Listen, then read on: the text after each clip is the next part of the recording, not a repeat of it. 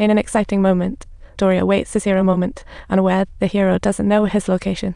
Attacked and knocked out, he wakes to find Laura on the floor, as if in a sleep-off, with cash everywhere. Just as Doria is still processing, the police burst in like superheroes, but there's only him left, so they immediately label him as a... Even though Doria insists he's an innocent victim, the evidence scattered, everyone makes his defense sound like an incredible lie. All windows are shut tight, the door is locked inside.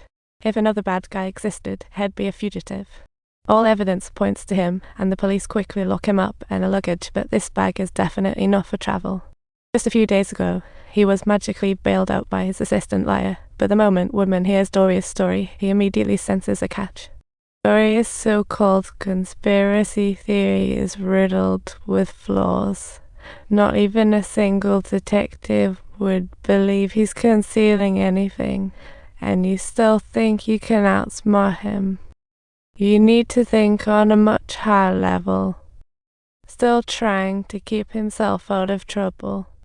That's just plain naive guess. He's also part of the hopeless crew.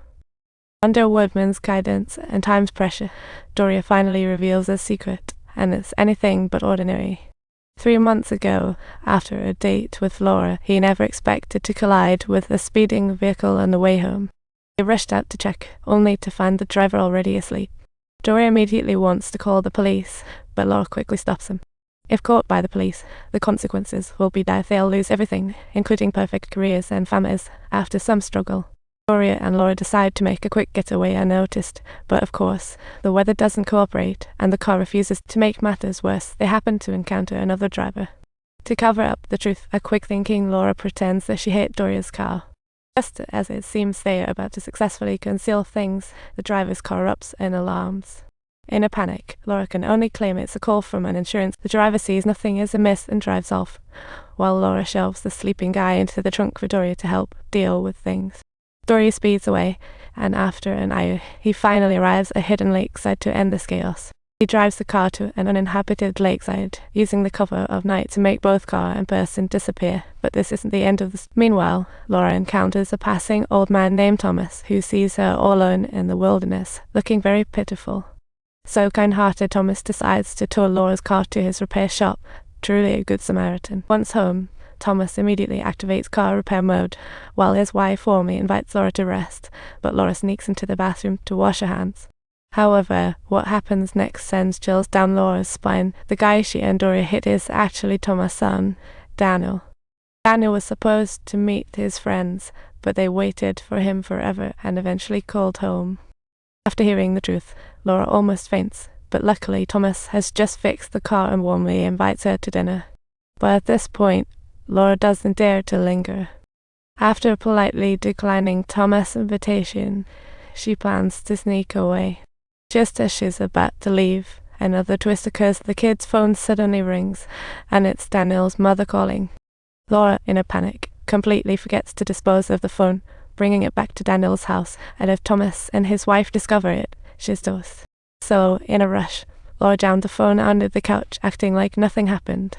She decides to call Daniel again to quickly check his whereabouts, but unexpectedly things go awry. Daniel's phone seems to have a mind of its own, making her feel almost ready to self-destruct, while anxious Laura fears getting exposed.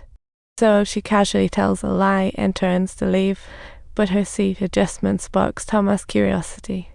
At this moment, Thomas and his wife don't think much of it, unaware that their son has actually been dead for a while. And the culprit who killed their son is the very same Laura they have helped.